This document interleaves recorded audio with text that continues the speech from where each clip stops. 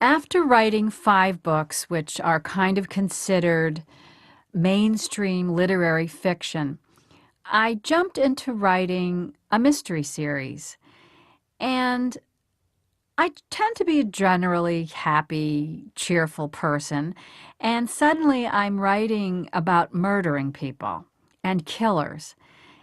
And in fact, one of the mysteries, there is a serial killer who is murdering teenaged girls. And one of the girls turns out to be only 11. And he doesn't kill her. And in fact, my sleuth, whose name is Poppy Rice, jumps in and saves her life. And somewhere in the back of my mind sits the memory of the murder of my 11-year-old classmate. And I began to think that maybe I've been writing these mysteries because it gave me the opportunity to stop her from being murdered. A friend of mine he was working with Ken Burns or involved somehow in the production of the Civil War, and it came time to put the sound of the gunshot into the footage when Lincoln is assassinated, and they didn't have the heart to do it. It was as if we don't put the gunshot in, he's not shot. And I think that's what might have been doing when I was writing my mysteries and stopping this from happening.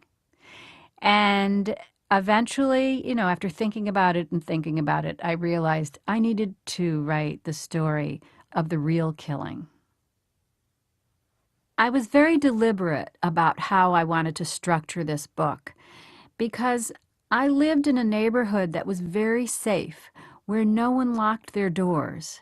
And the worst of all possible things happened. Somebody entered this neighborhood who didn't belong there, the stranger, and murdered someone, practically in my backyard.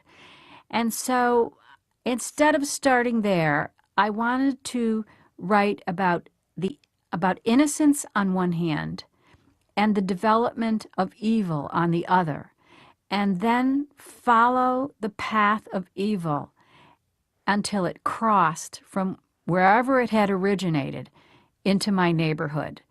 It's where good met evil, and how such a thing, how a random act of violence can possibly happen.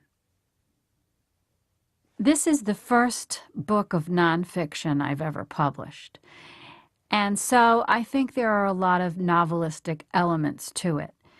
And one of the things about being a novelist is that you take advantage of all you've observed. I mention in the book the Kurt Vonnegut quote, "A writer lives for 25 years and spends the rest of his life writing about it." And I think that fiction writers are essentially blotters. They absorb everything, and then they give back those little tiny details that make something come alive. The smells and the sights and the feel of things. And that's the job of a novelist. So that came out in this memoir. Of course, it's a great relief that I'm doing something about something which previously I had no control over.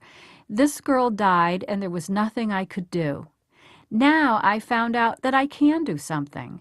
I can bring her back in terms of this is what her little life was like for the 11 years that she lived.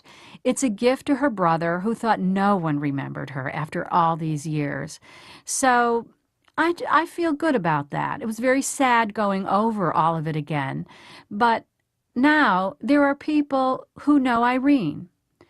And no one knew her. She was gone, and it's so unfair.